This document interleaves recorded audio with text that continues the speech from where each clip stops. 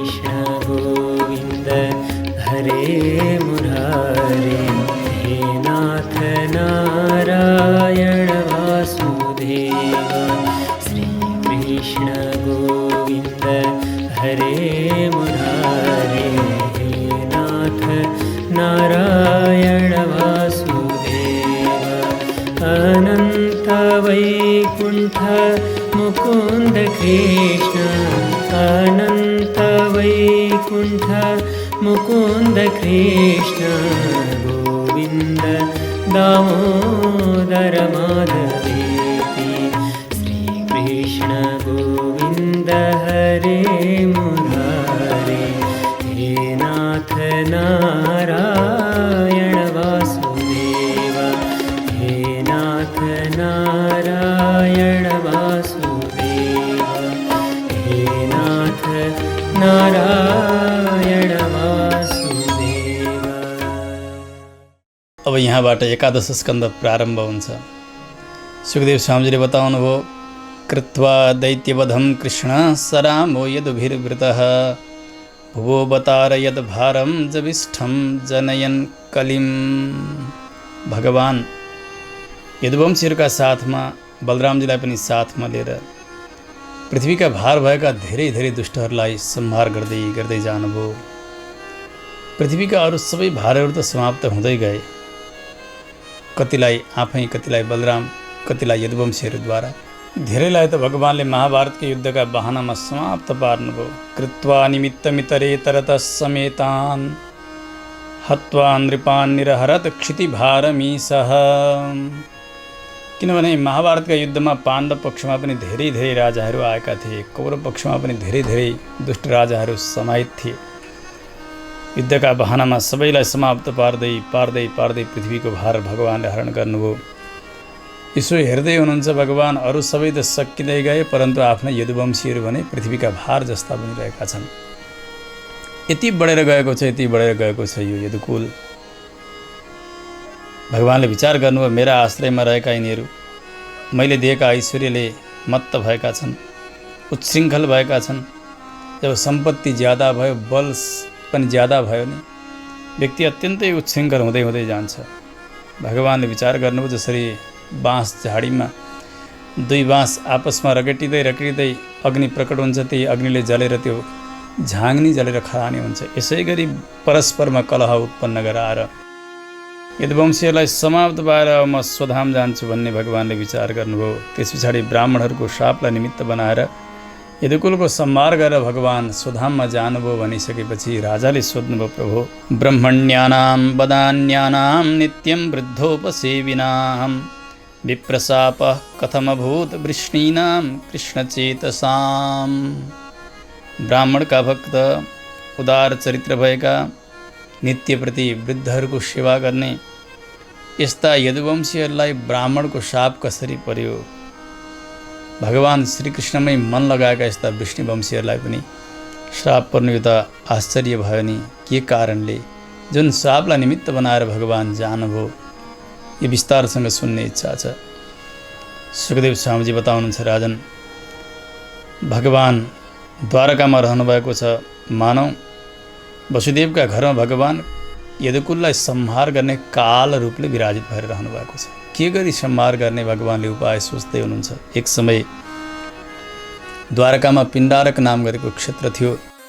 त्यहाँ धेरै ऋषिहरू तपस्या गरेर बस्नुभएको, विश्वामित्र, असित, कण्व, दुर्वासा, भृगु, अंगिरा, कश्यप, वामदेव, अत्रि, वशिष्ठ, नारद आदि गरेका यी यदुकुमारहरू थिए भगवानका पुत्रहरू, सन्ततिहरू। यिनीहरू खेल्दै खेल्दै त्यहाँ पुगे। ऋषिहरूका सभाका अघिल्तिर पुग्न लागेपछि जाम्बवतीका पुत्र थिए, साम्ब नाम गरेका। यिनी अत्यन्तै सुन्दर स्वरूपका थिए, मानव स्त्री एउटी युवती जस्तै। उनलाई श्रृङ्गार गराइदिए यदुकुमारहरूले एउटी गर्भवती नारीको जस्तो गरी। त्यहाँबाट लिएर जान्छन्, गएर ऋषिहरूलाई प्रणाम गरेर भन्छन्, हे ऋषियो, हजुरहरूलाई प्रणाम छ, वन्दना गर्छौँ हामी। यी युवती छन् नि, यिनी गर्भवती छन्, यिनी छोरो पाउन चाहन्छन्। यिनले छोरो पाउँछिन् कि छोरी पाउँछिन्, हजुरहरूले भविष्य बताइदिबक्स्योस्। प्रशोष्यन्ति पुत्रकामा किं स्वित सञ्जनयिष्यति। ऋषिहरूले यसो ध्यान दृष्टिले हेर्नुभयो एउटा पुरुषलाई साडी लगाएर यति नचाहिँदो अपराध यिनीहरू गरिरहेका छन्। फेरि छोरो र छोरी सोधिरहेका छन्। यद्यपि श्रीमद् भागवतमा कुन ऋषि बोल्नुभयो यो त उल्लेख भएको छैन, तर स्वभावैले जान्न सकिन्छ कि जहाँ दुर्वासा ऋषि हुन्छ त्यहाँ अरू कसैको पालो आउँछ होला भन्ने पर्दैन। ऋषा दुर्वासा ऋषि उहाँले भन्नुभयो, हे सुन सुन, तिमीहरूकी युवतीले न छोरो न छोरी जनैष्यति वो मन्दा मुसलम कुलनाशनम, तिमीहरूका कुललाई नाश गर्ने मुसल पैदा गर्नेछ, यदुकुलको संहार गर्ने मुसल पैदा गर्नेछ। सुन्ने बित्तिकै अत्यन्तै डराए यदुकुमारहरू। दौड्दै दौड्दै अगाडि आउँछन्। त्यो साम्बका पेटमा बाँधेको त्यो पटुको जब यसो खोल्दा त पेटबाट यति बढी मानको फलामको मुसल भैमा गिर्यो। थर थर थर थर काँपेका छन्। त्यो मुसल बोकेर महाराज उग्रसेनका पासमा पुगे। गएर प्रणाम गरेर भन्छन्, महाराज महाराज यस्तो भयो। राजाले भन्नुभयो, नगर्ने काम गर्यो तिमीहरूले। ऋषिहरूको श्राप अत्यन्तै अमोघ हुन्छ, यसले त काम गर्छै गर्छ। अब यदुकुललाई यसैले सक्ने भयो। तिमीहरूले नगर्ने अपचार गरेछौ, जाओ गएर समुद्रका तटमा गएर यसलाई चूर्ण बनाएर बगाइदियो, घोटेर घोटेर। राजाका आज्ञाले सबै यदुकुमारहरू त्यो फलामको मुसल लिएर जान्छन् समुद्रका तटमा। गएर यसरी चन्दन घोटे जस्तो घोट्दै त्यो चूर्ण बगाउँदै बगाउँदै बगाउँदै जान लागे। त्यो फलामको चूर्ण यसो तैरिँदै तैरिँदै किनारा लाग्यो। त्यसबाट एउटा झार प्रकट भयो जसलाई पटेर भनिन्छ। एरका प्रवास क्षेत्रमा गएर त्यो पटेरको झाडी लाग्यो, उम्रियो। यतापट्टि त्यो फलामको अलिकति टुक्रो बाँकी रह्यो। घोट्दा घोट्दै घोट्दा घोट्दै उनीहरूले विचार गरे, यति टुक्राले त हामीलाई कसरी मार्ला, फ्याँकिदिन पऱ्यो भने समुद्रमा फ्याँकिदिए। एउटा माछाले निल्छ त्यसलाई। केही समय भयो, एउटा माझीले त्यो माछालाई जालमा पार्यो, लग्यो। लगेर यसो चिर्छ, चिर्दाखेरि त त्यहाँ राम्रो फलामको टुक्रो।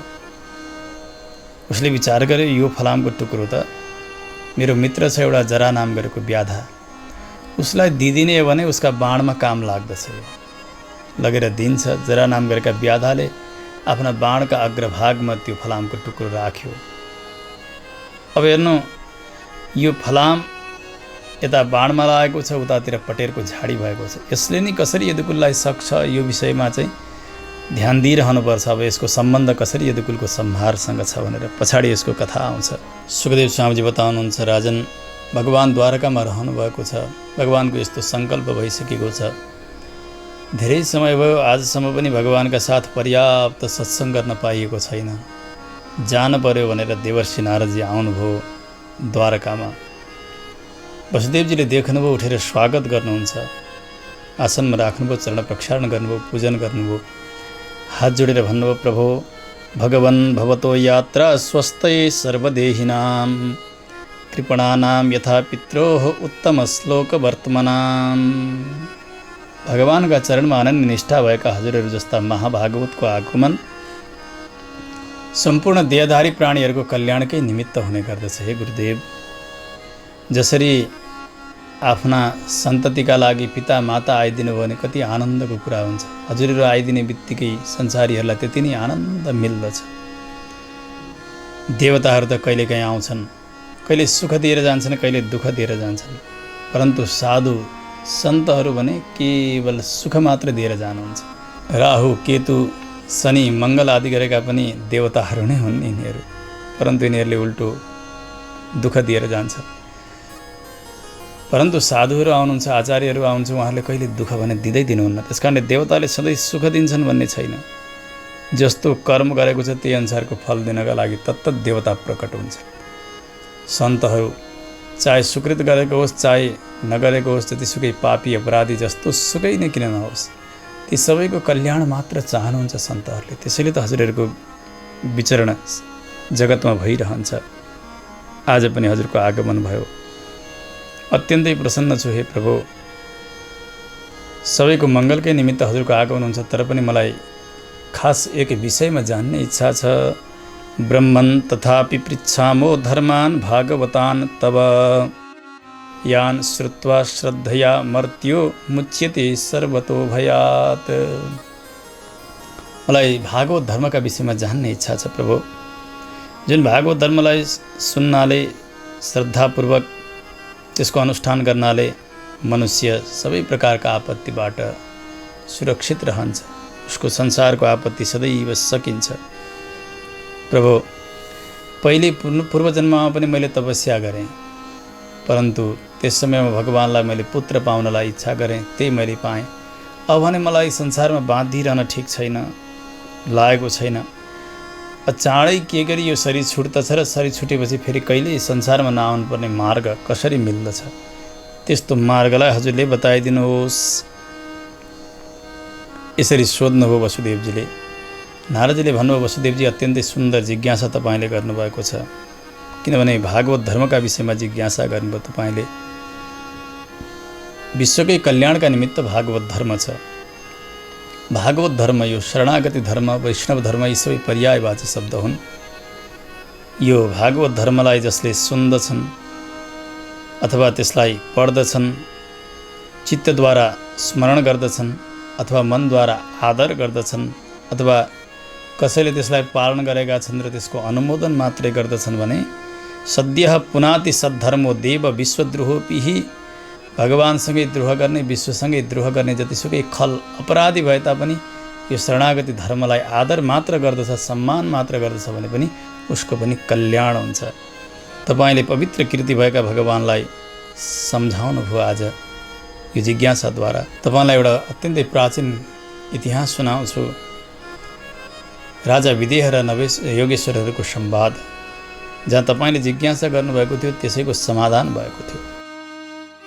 महाराज प्रियव्रत जो मनुका पुत्र हुनुहुन्छ, स्वयम्भू मनुका, उहाँका पुत्र हुनुभयो आग्निध्र, उहाँका पुत्र नाभि, नाभिबाट ऋषभदेव, ऋषभदेव भगवानका 100 भाइ पुत्र, 100 मध्ये जेठा हुनुहुन्थ्यो भरतजी। भरतजीको चरित्र तपाईँले विस्तारसँग सुनिसक्नु भएको छ।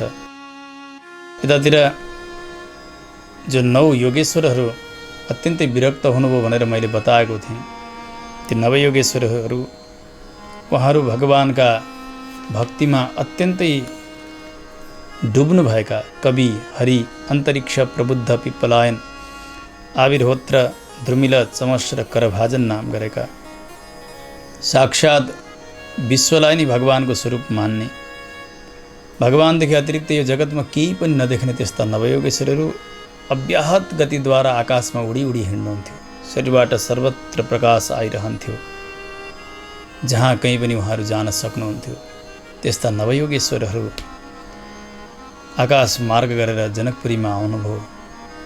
राजा निमि विदेहले उठेर स्वागत गर्नुहुन्छ,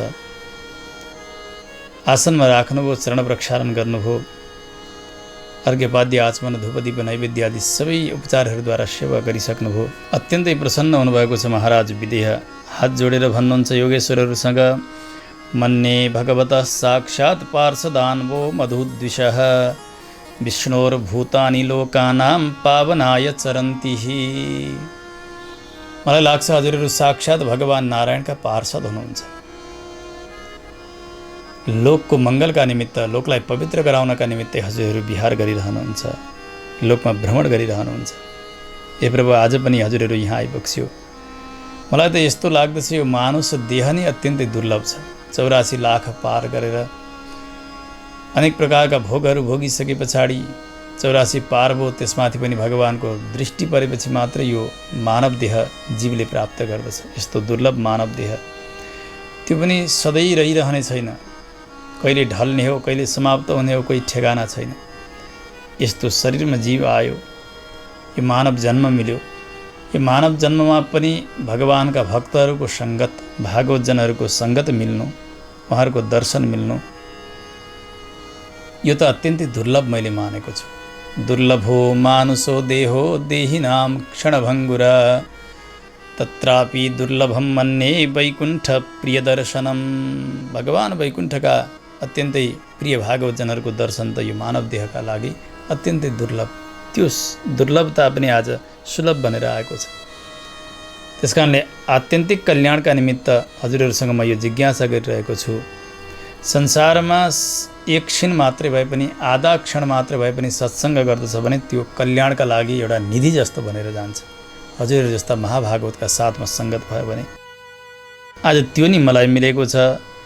त्यसो हुनाले मलाई भागवत धर्मका विषयमा बताइदिबक्स्योस्। यदि न श्रुतये क्षमम, यदि म र हामीहरूसँग यो सुन्न सक्ने क्षमता छ भने यही प्रसन्न प्रपन्नाय दास्यत्यात्मानमप्यजः। जुन भागवत धर्मको अवलम्बन गर्नाले प्रसन्न भइबक्सेका भगवानले त्यस्ता आफ्ना प्रपन्नलाई, शरणागत चेतनलाई आत्मानम अपि दास्यति, आफै पनि समर्पित भइदिनुहुन्छ। भगवानले संसारको अरू फल दिने अथवा तत्तत लोकको ऐश्वर्य दिने होइन, स्वयं आफू रूपी फल पनि ती भक्तलाई प्रदान गर्नुहुन्छ। त्यस्तो उत्तम शरणागति धर्मका विषयमा उपदेश गरिबक्स्योस्। यसरी महाराज विदेहले जिज्ञासा गर्नुभयो भागवत धर्मका विषयमा। पहिले त भागवत धर्म भनेको के हो त्यसलाई हामीले सम्झिनु पर्दछ। भागवत भनेर वैष्णवजनलाई बताइन्छ। भागवत भन्नु, वैष्णव भन्नु, प्रपन्न भन्नु, शरणागत भन्नु, यस प्रसङ्गमा यी सबै पर्यायवाची शब्द हुन्। यहाँ प्रपत्ति पनि भगवान सर्वेश्वर नारायणकै प्रपत्ति, त्यसो हुनाले प्रपन्न भन्नु, शरणागत भन्नु, वैष्णव भन्नु, भागवत भन्नु यी समान अर्थमा आएका छन्। यहाँ सुरुमा काहीँ सबै भागवतोत्तमः इत्यादि भन्दै अन्तिममा सवैष्णवाग्र्यः, यसरी एउटै अर्थमा वैष्णव शब्द र भागवत शब्दको प्रयोग भएको छ। त्यसरी भागवत भनेका वैष्णवलाई बताइन्छ र यहाँ बताएको भागवत धर्म भनेको वैष्णव धर्म हो, शरणागति धर्म हो। शास्त्रकारहरूले भागवत शब्दको निर्वचन गर्नुभएको छ, त्यसको अर्थ गर्नुभएको छ। वृद्धहरित ऋषिले 5औं अध्यायमा बताउनुहुन्छ, अर्थपञ्चक तत्त्वज्ञः पञ्च संस्कार संस्कृतः नवभक्ति समायुक्तो महाभागवत स्मृतः। कसलाई भागवत भन्ने? भागवतमा पनि उत्तम कोटिको महाभागवत को हुनुहुन्छ? अर्थपञ्चक तत्त्वज्ञः, जसले अर्थपञ्चकलाई राम्रोसँग जान्नु भएको छ। अर्थपञ्चक भनेका 5 अर्थहरू शास्त्रमा बताइएका छन्। एउटा स्वस्वरूप, अर्को परस्वरूप, पुरुषार्थ स्वरूप, उपाय स्वरूप अनि विरोधी स्वरूप। स्वस्वरूप भनेको जीवात्माको स्वरूप। यसभित्र पनि 5 विभागहरू छन्, नित्य, मुक्त, बद्ध, केवल अनि मुमुक्षु। परस्वरूप भनेको भगवानको स्वरूप। त्यसभित्र पनि 5 विभाग छन्, पर, व्यूह, विभव, अन्तर्यामी र अर्चा। त्यसै गरी पुरुषार्थ भनेको फल, पुरुषेण अर्थनीयः पुरुषार्थः, व्यक्तिले चाहने चिजलाई पुरुषार्थ भनिन्छ। यी पनि 5 छन्, धर्म, अर्थ, काम, आत्मानुभव अनि भगवत अनुभव। आत्मानुभव भनेको कैवल्य मोक्ष, भगवत अनुभव भनेको सायुज्य मोक्ष। यी मोक्ष रूपी पुरुषार्थका 2 विभागहरू हुन् भनेर जान्नु पर्यो। त्यसै गरी उपाय भनेको भगवत प्राप्तिको साधन। यसमा पनि 5 विभाग शास्त्रकारहरूले गर्नुभएको छ। एउटा कर्म, अर्को ज्ञान, भक्ति, प्रपत्ति अनि आचार्याभिमान। यी 5 भगवत प्राप्तिका निमित्त साधनहरू। त्यसै गरी विरोधी भनेको भगवत प्राप्तिमा बाधा गर्ने तत्त्वहरू पनि 5 छन्, स्वस्वरूप विरोधी, परस्वरूप विरोधी, पुरुषार्थ विरोधी, उपाय विरोधी अनि प्राप्ति विरोधी। यसरी यी 5 अर्थका पनि 5 विभागहरू छन्, जसलाई अर्थपञ्चक भनेर बताइन्छ।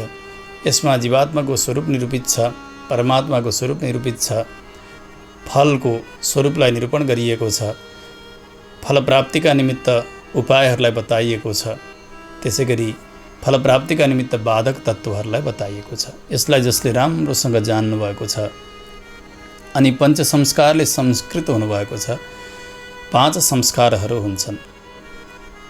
16 संस्कार आदि गरेका संस्कारका प्रभेद, त्यसै गरी 48 संस्कार, 96 संस्कार इत्यादि संस्कारका अवान्तर भेदहरू धेरै छन्।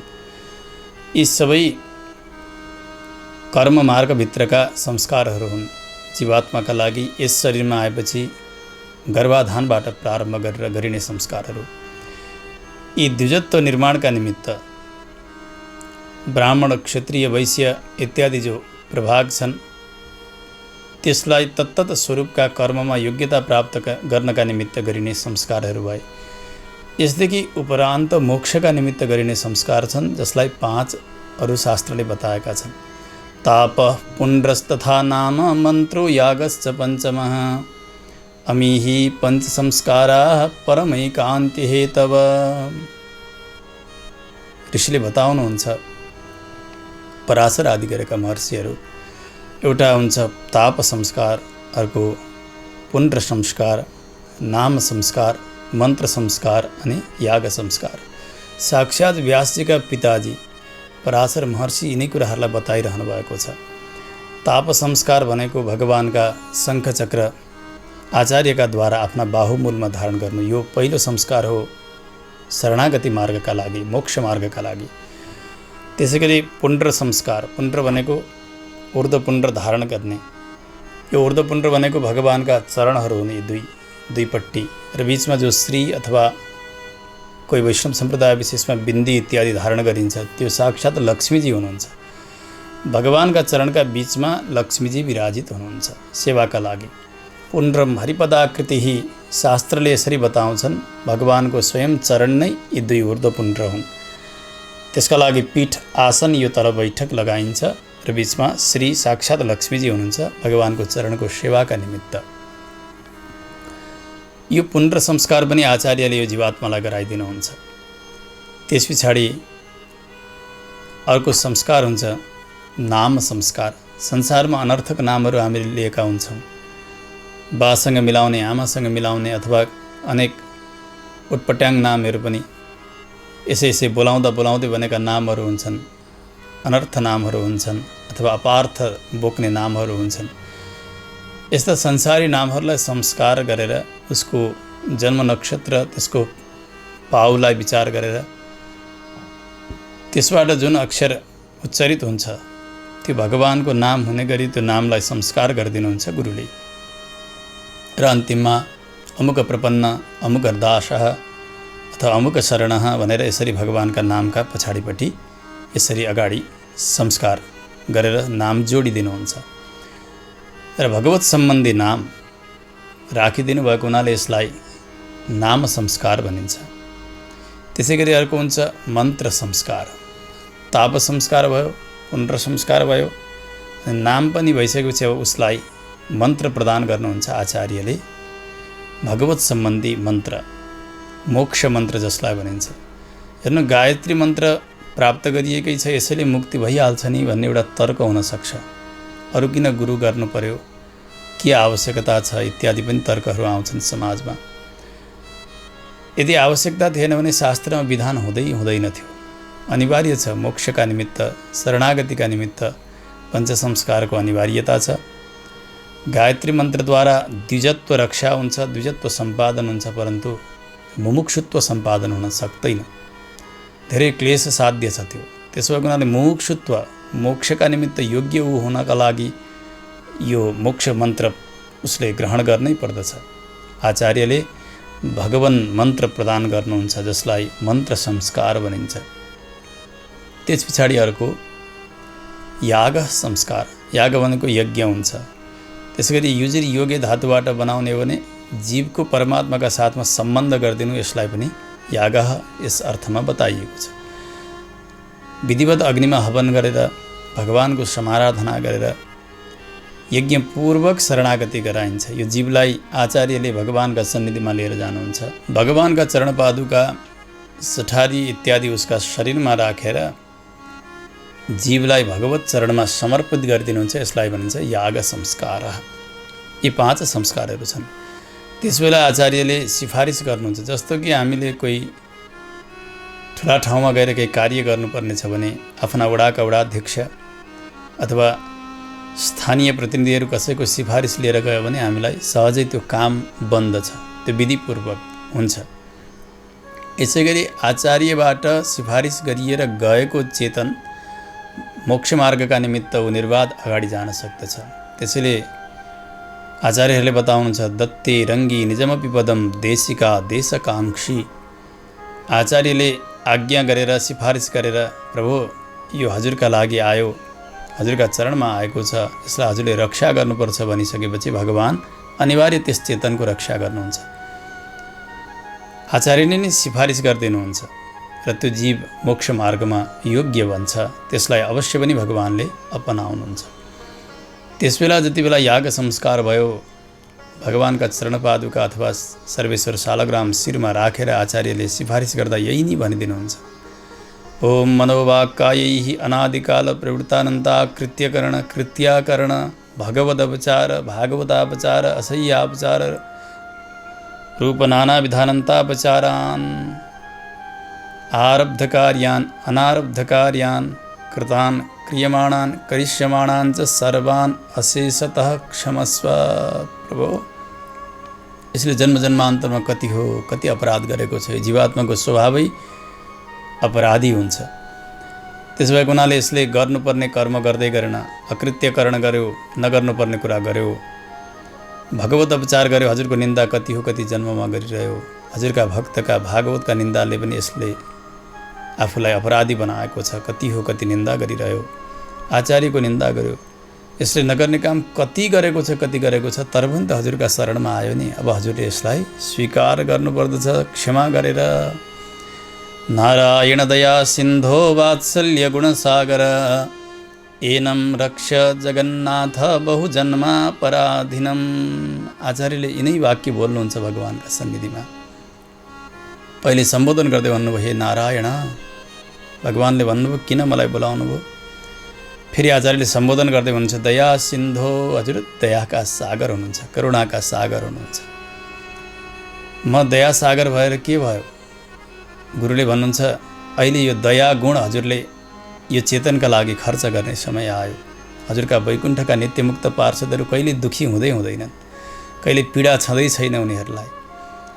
दया त्यो हो, पर दुःख दुःखित्वम दया, अर्काको दुःखमा सराबर भएर दुखी हुन सक्ने गुण त्यो हो दया।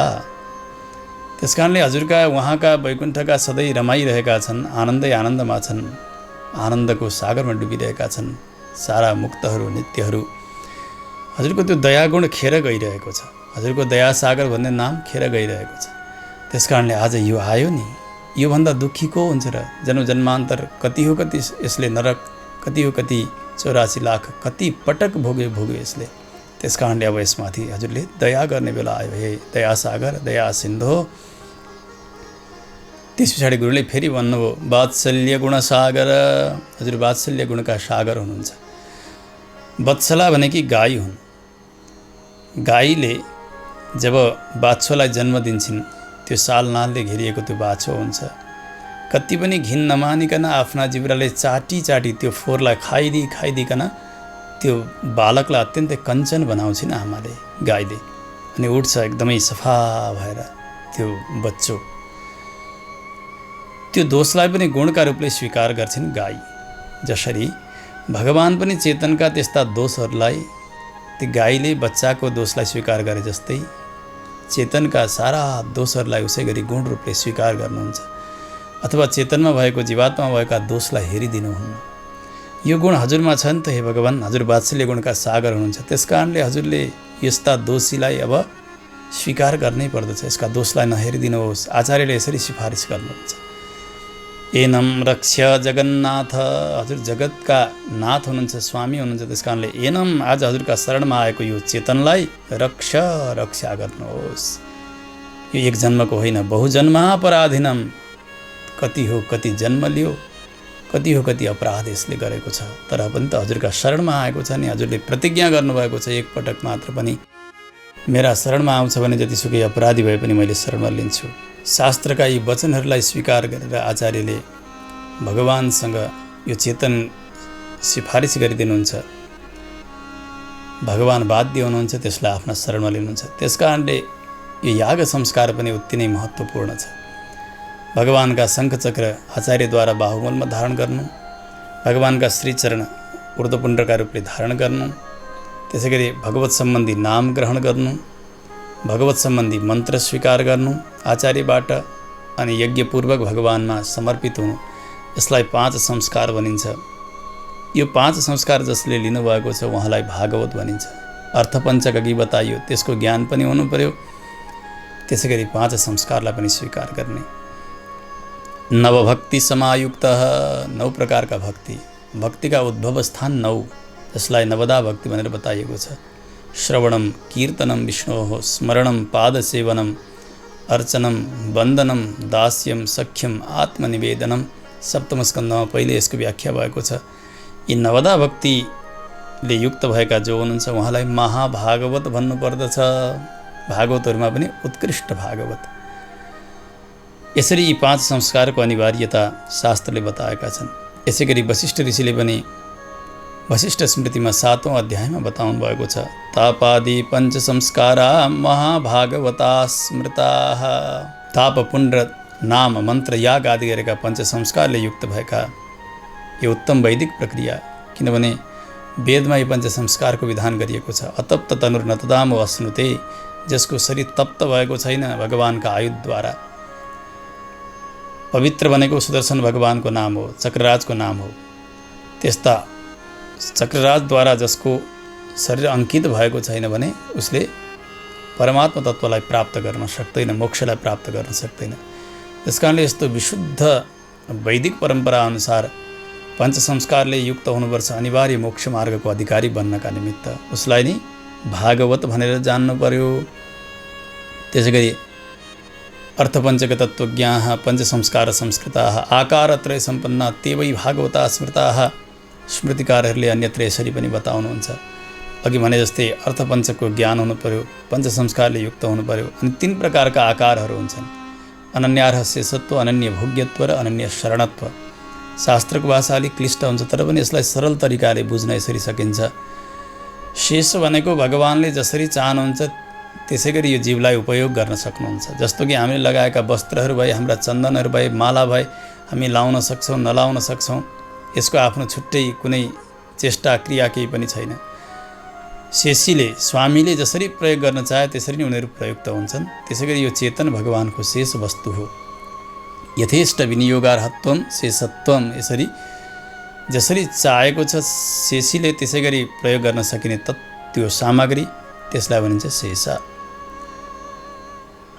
त्यस्ता अनन्यार्ह शेषत्व, भगवानदेखि अतिरिक्त अरू कसैको पनि शेष होइन जीव। अर्को अनन्य भोग्यत्व, भगवानकै यो भोग्य हो, यो भगवान भोक्ता हुनुहुन्छ। भगवानका लागि यो जसरी पनि अनुभव गर्न सकिने वस्तु हो। यसै गरी अनन्य शरणत्व, भगवान एकमात्र रक्षक हुनुहुन्छ, शरण हुनुहुन्छ। भगवानदेखि अतिरिक्त कोही देवतान्तर उपायान्तरमा लाग्न हुन्न। चेतनले भगवानलाई नै मात्र रक्षक मान्नु पर्दछ। यी 3 आकारको पनि जसले ज्ञान गरेका छन् यसलाई आकारत्रय भनिन्छ। आकार भनेको स्वरूप। यसले युक्त भएकालाई महाभागवत भनिन्छ भनेर शास्त्रकारहरूले बताउनु भएको छ। त्यसकारणले भागवत भन्नु, वैष्णव भन्नु, प्रपन्न शरणागत भन्नु, यस प्रसङ्गमा भागवत धर्ममा समान अर्थमा आएका छन् भनेर जान्नुपर्दछ।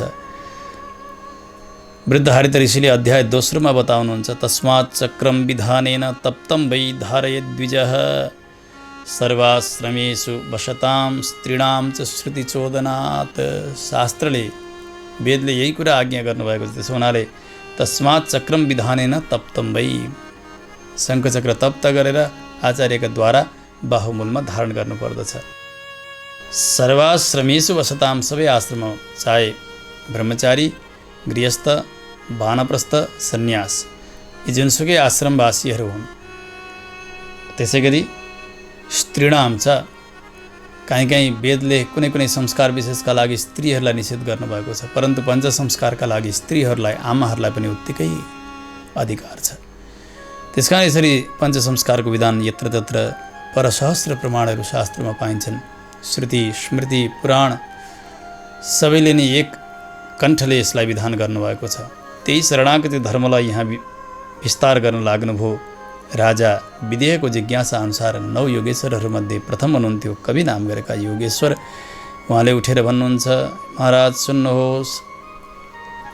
मन्ये कुतश्चिद भयमच्युतस्य पादाम्बुजोपासनमत्र नित्यम् उद्विग्न बुद्धेर सदात्मभावात् विश्वात्मना यत्र निवर्तते भीः। भक्तका हृदयबाट कहिले पनि टाढा नहुने त्यस्ता भगवानका शरणको उपासना नै सबैभन्दा उत्तम कल्याणको साधन हो महाराज। योभन्दा अर्को कुनै छैन उत्तम साधन। यसमै कुनै प्रकारको भय छैन, न गर्भमा जाने भय छ, न नरकमा जाने भय छ, न स्वर्गमा गएर क्षणिक सुख भोगेर फेरि पतन हुने भय छ। कुनै प्रकारको भय यहाँ छँदै छैन। शरीरमा घरमा आसक्ति भएकाको आसक्ति पनि र उनको डर पनि सर्वथा नाश भएर जान्छ यस शरणागति मार्गमा। सबै प्रकारको आपत्ति, किनभने भगवानले भन्नुभएको छ अभयम सर्वभूतेभ्यो ददामि, मेरा शरणमा आएका भक्तलाई सबै प्रकारको अभय मैले प्रदान गर्दछु। अहम त्वा सर्वपापीभ्यो मोक्षयिष्यामि, भगवानले अर्को अवतारमा बताउनु भएको छ यसरी आयो भने सबै प्रकारका आपत्तिबाट मैले तिम्रो रक्षा गर्नेछु। योगेश्वरले भन्नुभयो जहाँ जहाँ भगवानले अवतार लिएर शास्त्रमा, श्रुतिमा, स्मृतिमा, इतिहास, पुराण जहाँ कहीँ पनि भगवत प्राप्तिका निमित्त उपायहरू बताउनु भएको छ, सजिलैसँग भगवानलाई व्यक्तिले प्राप्त गर्न सक्ने उपायहरू जहाँ जहाँ बताउनु भएको छ, ती सारा उपदेश र ती कर्म विधानहरू जति छन् ती सबैलाई भागवत भनेर जान्नु पर्दछ। भगवानले बताउनु भएको हुनाले एवै भगवता प्रोक्ता उपाय ह्यात्मलब्धये अञ्जः पुंसाम अविदुषाम विद्धि भागवतान हितान। अज्ञानीहरूले पनि सहजै जान्न सकिने र सहजै भगवत प्राप्ति गर्न सक्ने त्यस्ता उपायहरू भगवानले यही त बताउनु भएको छ नि पुराणमा। इतिहासमा पनि साक्षात् श्रीमद् भगवद् गीतामा शरणागतिकै उपदेश गरेर उपदेशलाई पर्यवसान गर्नुभयो। सबै बताउँदै जानुभयो। एक प्रकारले बताउँदै बताउँदै अन्तिममा जब अर्जुनजी आत्तिनुभयो, प्रभु हजुरले बताए जति सबै गर्न कसरी सम्भव छ? भगवानले भन्नुभयो अरू केही गर्न सक्दैन भने अर्जुन यसो गर, सर्वधर्मान परित्यज्य माम एकम शरणम व्रज। अरू उपायहरूलाई छोडिदेऊ, माम एकम शरणम व्रज, एकमात्र म परमात्माको नै शरणमा आऊ। यसो गर्यो भने तिम्रो मोक्ष अवश्यम्भावी छ, तिमीलाई मुक्ति गराइदिन्छ। भगवानले अवतारमा पनि बोल्नु भएको छ, शास्त्रमा सर्वत्र बताउनु भएको छ शरणागतिका विषयमा। त्यसो भएको हुनाले जहाँ जहाँ भगवत प्राप्तिका निमित्त उपाय बताउनु भगवानले ती सबैलाई भागवत धर्म भनेर जान्नु पर्यो। यस्तो शरणागति मार्गमा जो लागेका छन् भने त्यस्ता व्यक्ति आँखा चिम्लेर यो देह यात्रा गरिरहेका छन् भने पनि यिनको कहिले स्खलन हुने, कहिले पतन हुने डर हुँदैन। जो सर्वोपरि देवता हुनुहुन्छ, जगतका एकमात्र कारण भगवान नारायण, परस्मै नारायणाय, त्यस्ता भगवानलाई नै समर्पयामी, समर्पण गर्दछु भनेर यसरी कर्म गर्नुपर्छ महाराज। त्यसरी गर्नुहोस्। यहाँ विचारणीय कुरा के छ भने कर्मको प्रारम्भ भगवान नारायणबाटै हुन्छ, कर्मको मध्यमा पनि भगवानकै आराधना र कर्मको समाप्ति पनि भगवानमै गएर हुन्छ। अरू कुनै देवता विशेषमा गएर कर्म टुङ्गिँदैन, न कर्मको प्रारम्भ हुन्छ। विचार गरौँ, जस्तो कोही आमाहरू स्वस्थानी पूजाका निमित्त बस्नुभयो, कोही बाबाहरू रुद्री गर्न बस्नुभयो, सत्यनारायण पूजाका लागि बस्नुभयो, पितृकर्मका निमित्त बस्नुभयो, कुनै पनि कर्म विशेषमा बस्नुभएको छ भने पहिले गुरुले के गरेर आउनुहुन्छ? कर्मपात्र बनाउनुभन्दा पहिले आचमन गराउनुहुन्छ। आचमन गराउँदा भन्नुहुन्छ ओम केशवाय स्वाहा, ओम नारायणाय स्वाहा, ओम माधवाय स्वाहा। अब हात धौ, गोविन्दाय नमः अथवा अच्युताय नमः, अनन्ताय नमः, गोविन्दाय नमः, विष्णुवे नमः। यस्तै शास्त्रले विधान गर्नुभएको छ। भगवानकै नाम लिँदै त्यो आचमन गर्नुपर्ने। स्वस्थानी गर्न बसेकी ती आमा भगवान नारायणका नाम लिएर आचमन गरिरहेकी छिन्। किन यसो गरिएको त भन्दा भगवानदेखि अतिरिक्त अरू कसै देवताबाट पनि कर्मको प्रारम्भ हुनै सक्दैन, किन भगवान मात्र एक जगतका कारण हुनुहुन्छ।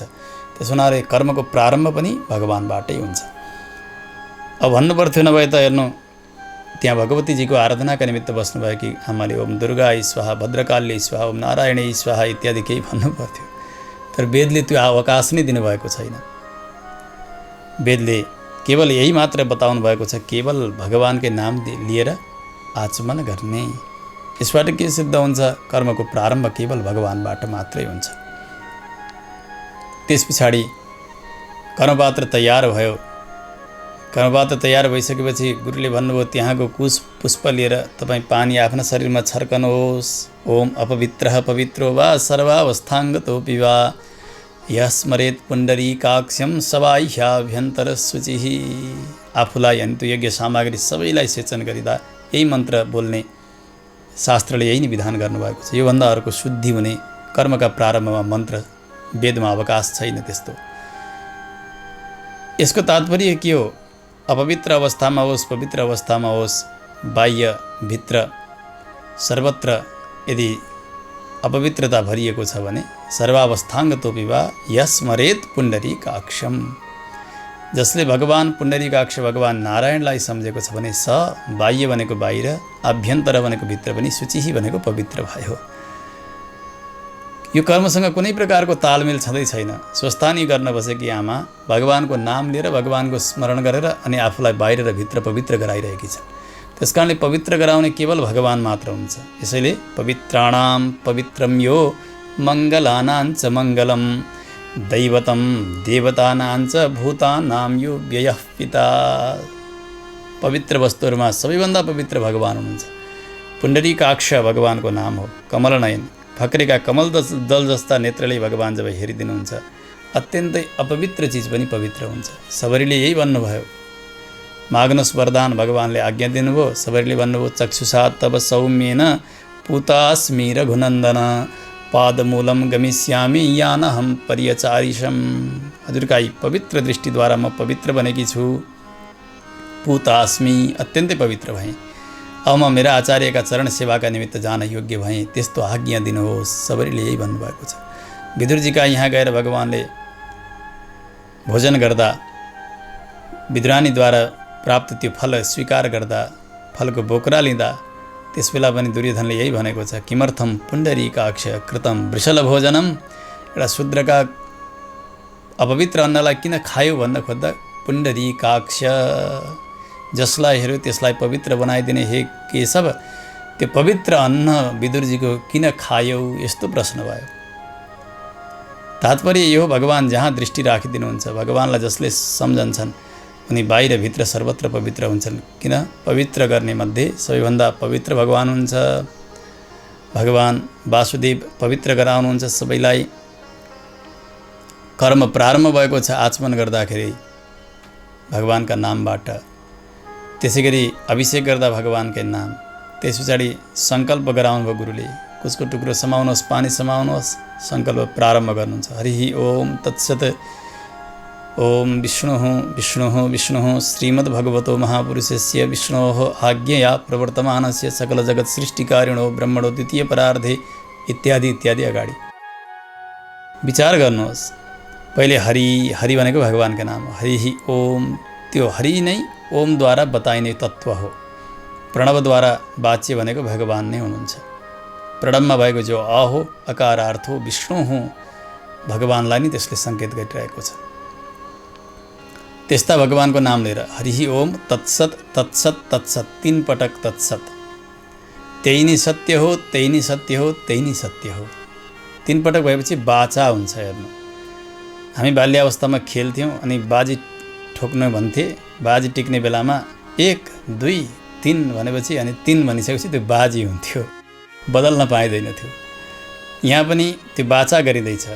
प्रतिज्ञा सङ्कल्प भनिन्छ। प्रतिज्ञा भनेको कसम खाएको हो, शपथ गरेको हो। 3 पटक तत्सत तत्सत तत्सत, त्यही सत्य हो, त्यही सत्य हो, त्यही सत्य को विष्णु हो, विष्णु हो, विष्णु हो, त्यही विष्णु नै सत्य हो, उही नै सत्य हो, उही नै सत्य हो। भगवान् विष्णुका नाममा शपथ गरिएको छ कर्मका लागि। त्यस्ता भगवान् विष्णु श्रीमद्भगवतो महापुरुषस्य विष्णु हो। त्यस्ता महापुरुष भगवान् विष्णुको आज्ञया प्रवर्तमानस्य सकल जगत् सृष्टिकारिणो ब्रह्मणो द्वितीय परार्धे, भगवान्ले आज्ञा दिनुभयो ब्रह्मालाई। नाभिबाट कमल, कमलबाट ब्रह्मालाई सृष्टि गरेर, हे ब्रह्मन अब अगाडिको सृष्टि तपाईँले गर्नुहोस्। भगवान्का आज्ञाले भगवान्को कर्मचारी जस्तो भएर ब्रह्माले जगतको सृष्टि गर्नुहुन्छ। यो कर्म विधानले त त्यही नै बताइरहेका छन्। स्वस्थानी गर्न बसेकी आमा, श्राद्ध गर्न बसेका पिता, रुद्री गर्न बसेका पिता अहिलेसम्म पनि के गर्न आँटेको हो भन्ने कुरा उहाँहरूको ठेगान छैन। सबै समान छ। आचमन भयो, अभिषेक भयो, सङ्कल्प भयो। अब सङ्कल्पभन्दा पहिल्यै त्यो दियो जलाएर पूजा गर्न लगाउनुहुन्छ गुरुले।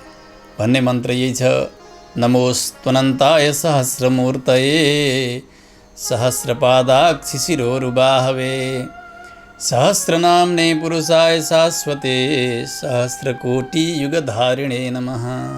हे प्रभु, अनन्त शिर हुने, अनन्त हात पाउ इत्यादि अङ्ग प्रत्यङ्ग हुने हे भगवान् नारायण, अनन्त अवतार हजुरले लिनुहुन्छ, यस्ता भगवान्लाई म वन्दना गर्दछु। त्यो दीपमा पनि भगवानकै आराधना, कर्म साक्षिणे दीपनारायणाय नमः।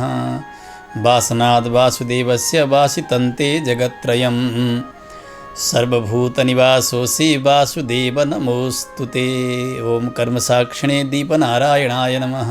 सर्वव्यापक भगवान, त्यस्ता प्रभुलाई नै त्यो दीपनारायण भनेर सेवा गरिन्छ दियोमा पनि।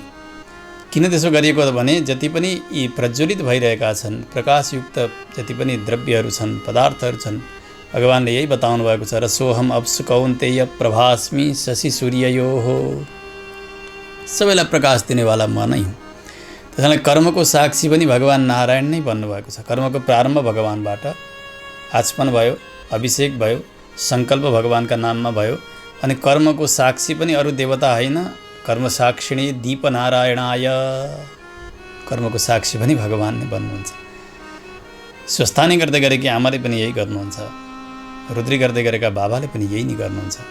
यसबाट के सम्झनुपर्छ भने हेर्नु, यो कर्मकाण्ड भनेको शास्त्रको प्रायोगिक भाग हो, ज्ञानकाण्ड सिद्धान्त हो।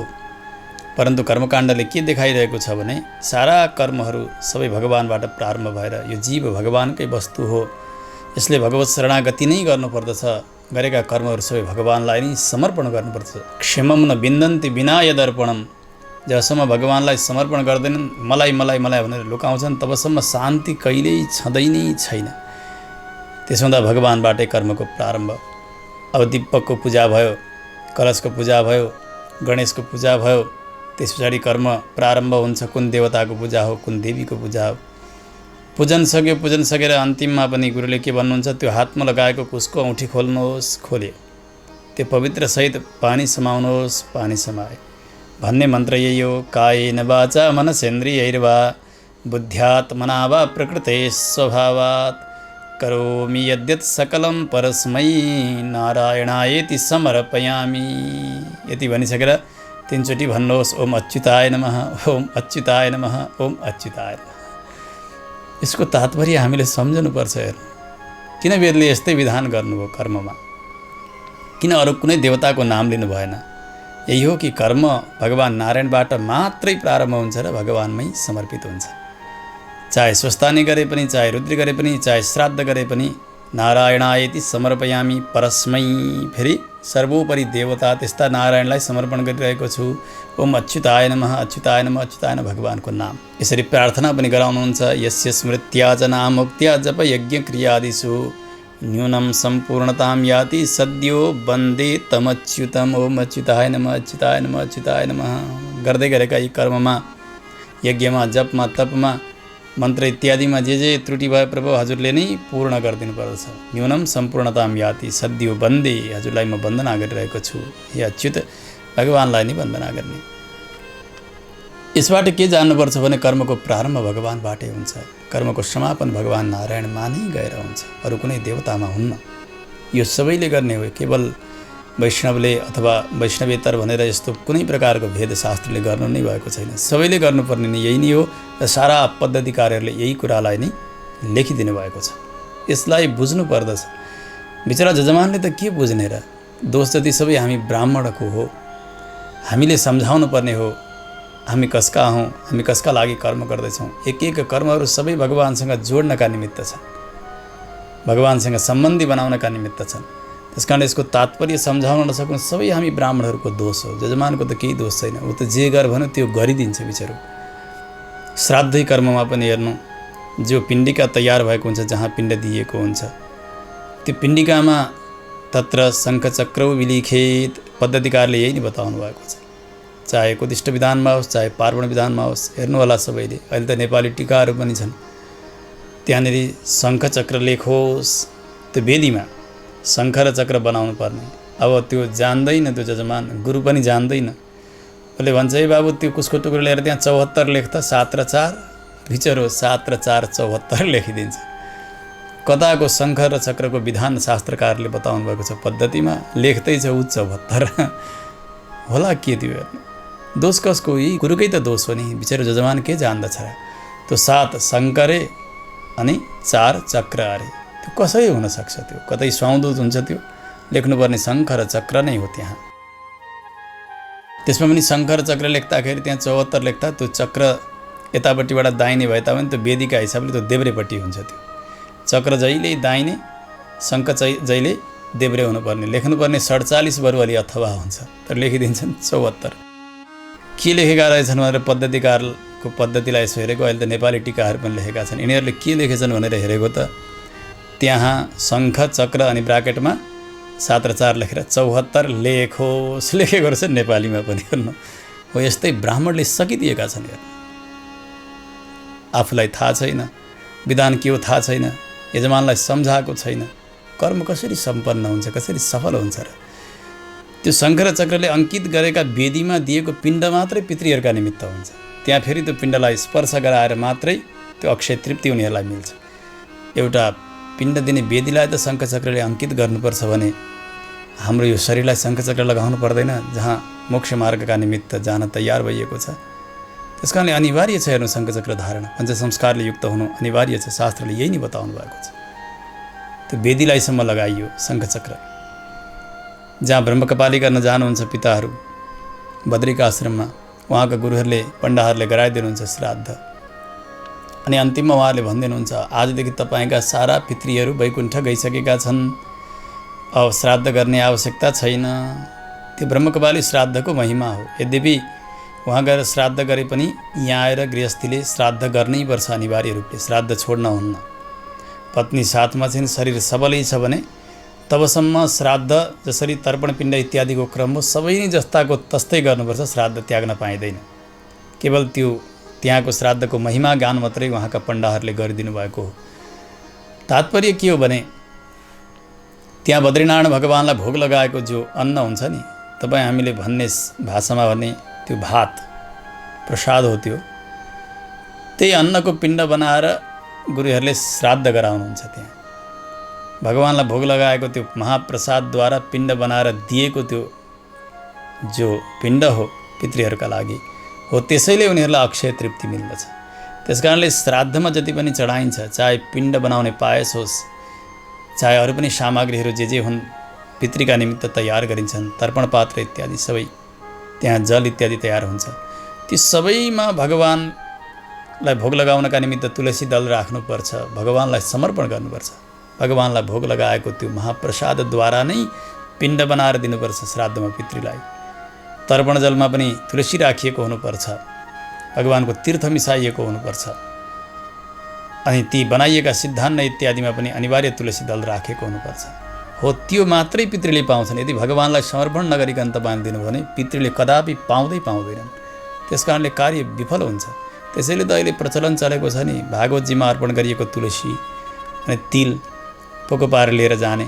अनि गुरु यो त श्राद्धमा चाहिन्छ अरे नि, अब कमसेकम केही न केही अलिअलि चेतना बढ्दै गएको छ। हेर्नु, भगवानलाई समर्पण गरेको त्यो तिल लिएर गएर त्यसद्वारा श्राद्ध गर्ने। यसरी भगवानलाई निवेदन गरेकै पदार्थबाट श्राद्ध गर्ने हो भने पितृहरूलाई अक्षय तृप्ति मिल्दछ। आज श्राद्ध कर्मका बीचमा पनि त्यहाँ भगवानकै आराधना भयो, शङ्खचक्रद्वारा त्यो वेदीलाई चिन्हित गराइयो। त्यस कारणले कर्मका प्रारम्भमा, मध्यमा, अन्त्यमा भगवानकै आराधना हुन्छ। यसलाई हामीले राम्रोसँग सम्झिनु पर्दछ। प्रार्थना गर्दा पनि हामी भन्छौँ नि, आकाशात् पतितं तोयं यथा गच्छति सागरं सर्वदेव नमस्कारः केशवं प्रति गच्छति। आकाशबाट वर्षा भएर झरेको त्यो जलको बुँद नाला हुँदै अलि ठुलो नदी हुँदै बिस्तारै बग्दै सागरमा गएर मिल्दछ। त्यो त्यस्तै प्रकारले तत्तत् देवतालाई दिएको आराधना जो हुन्छ, त्यो सबै आराधना सबै देवताका अन्तर्यामी हुनुभएका भगवान सर्वेश्वर नारायणमा गएर नै समर्पित हुन्छ। त्यसकारणले भगवान मात्रै एक यज्ञका भोक्ता हुनुहुन्छ, पूजालाई स्वीकार गर्नेवाला। गीतामा पनि भगवान यही भन्नुहुन्छ, अहम हि सर्वयज्ञानां भोक्ता च प्रभुरेव च। सम्पूर्ण यज्ञको भोक्ता र स्वामी मै हुँ भनेर त्यस्ता परमात्मामै कर्म समर्पण गर्नुपर्दछ। यसैले नै सबैलाई लाभ मिल्दछ। भागवतजनले यसै गरी गर्नुहुन्छ। योगेश्वरले बताउँदै जानुभयो, राजन शृण्वन् सुभद्राणि रथाङ्गपाणेः जन्मानि कर्माणि च यानि लोके गीतानि नामानि तदर्थकानि गायन् विलज्जो विचरेद असङ्गः। भगवानका शरणागत चेतनको दिनचर्या यस्तो हुनुपर्दछ। शृण्वन् सुभद्राणि रथाङ्गपाणे। भगवानका जति पनि जन्म सम्बन्धी कर्म सम्बन्धी जति पनि चर्चा छन् त्यसलाई सदैव श्रवण गरिरहने, भगवानका नामको गान गर्ने, भगवानका नामको अर्थको अनुसन्धान गर्ने, चरित्रको सदैव चिन्तन गरिरहने, कुनै प्रकारको लाज नमान्ने, भगवानका तिलक स्वरूप गर्नका लागि, स्वरूपमा हिँड्नका लागि लजाउन हुन्न, सङ्कोच गर्न हुन्न, भगवानको नाम लिन सङ्कोच गर्ने होइन। किनभने जीवन फेरि पाइनेवाला पनि त छैन नि। यो सङ्कोच गर्दा गर्दै यदि प्राण गयो भने के गति होला। त्यस कारणले एकदमै सङ्कोच रहित भएर भगवानका नाम लिने, भगवानको चिन्तन गर्ने, भगवानको सेवा आराधना सबै गर्नुपर्दछ। संसारमा आसक्ति पटक्क हुनुहुन्न। भगवानका विषयमा गान गर्ने त्यस्ता भक्तहरू, भगवत चिन्तन गर्ने भक्तहरू हसति अथ रोदिति रौति गायति उन्मादवत नृत्यति लोकबाह्यः। योगेश्वरले बताउनुहुन्छ कहिले भगवानका उटपटाङ लीलालाई सम्झेर हाँस्ने, कहिले भगवानका अत्यन्तै करुण लीलाहरूलाई सम्झेर रुने, कहिले गाउने, कहिले भगवानका नाम लिएर नाच्ने। यस्तो प्रकृति हुन्छ भगवानका शरणागत चेतनको। सारा जगतमा भगवानलाई नै देख्ने। आकाश होस्, वायु, अग्नि, जल, पृथ्वी, सारा ज्योतिष चक्र, सबै गुणहरू भए, दिशा विदिशा, वृक्ष वनस्पति, सरित समुद्रांश्च हरे शरीरम, त्यसै गरी नदीहरू भए, समुद्र भए, पर्वतहरू भए, यी सबै भगवानकै शरीर हुन्, भगवानको एउटा स्थूल शरीर हो भनेर त्यसरी नै चिन्तन गरेर भगवत भावद्वारा सर्वत्र प्रणाम गर्ने, विनम्रता देखाउने यस्तो भगवानका भक्तको स्थिति रहन्छ। भगवत शरणागति गरेर भगवत चिन्तन प्रारम्भ गरेका त्यस्ता चेतनका प्रत्येक पल पलमा भगवानमा भक्ति, भगवत विषय ज्ञान, त्यसै गरी संसारप्रतिको वैराग्य बढ्दै बढ्दै जान्छ। यहाँ उदाहरण दिनुहुन्छ, जसरी हामीले भोजन गर्छौँ नि, भोजन गर्दा पहिलो गाँसले अगाउने हो कि अन्तिम गाँसले अगाउने भनेर सोधिदिने भने कसैले भन्छन् धेरैले अन्तिम गाँसले अगाइन्छ। यदि अन्तिम गाँसले अगाइन्थ्यो भने एक गाँस मात्रै खानु, त्यसले अगाइन्छ त अगाइन्न, त्यो अन्तिमै हुन्छ नि, हुन्न। त्यसले त भोक निवृत्त हुन्न। त्यसो भएदेखि पहिल्यै गाँसले अगाउने, पहिलो गाँसले अगाउने भने बाँकी 31 गाँस कसरी किन खाने? त्यसो हुनाले यो भोक निवृत्ति, यो क्षुधा निवृत्तिका निमित्त न पहिलो गाँसले मात्रै पर्याप्त हुन्छ, न अन्तिम गाँसले मात्र। पहिलोदेखि अन्तिमसम्म क्रमशः क्रमशः क्रमशः यो भोक हट्दै हट्दै हट्दै जान्छ, कम हुँदै हुँदै जान्छ। त्यस्तै प्रकारले त्यो भोक मात्र हटेको छैन,